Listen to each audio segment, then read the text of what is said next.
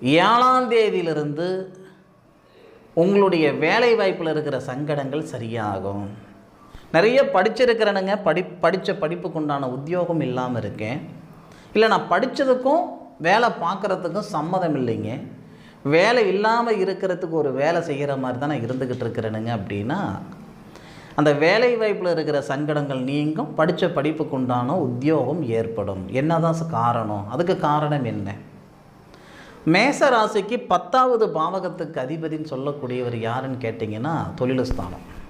அப்போ அந்த தொழில் ஸ்தானாதிபதி 12வது பாவகத்தில் மறைவு ஸ்தானத்திலேயே இருந்தாலும் 12வது பாவகத்தில் மறைவு ஸ்தானத்திலேயே இருந்தாலும் உங்களுடைய ராசிக்கு 6வது பாவகத்தை பார்க்குறதும் உங்களுடைய ராசிக்கு 9வது பாவகத்தை பார்க்குறதும் உங்களுடைய ராசிக்கு 2வது பாவகத்தை பார்க்குறதும்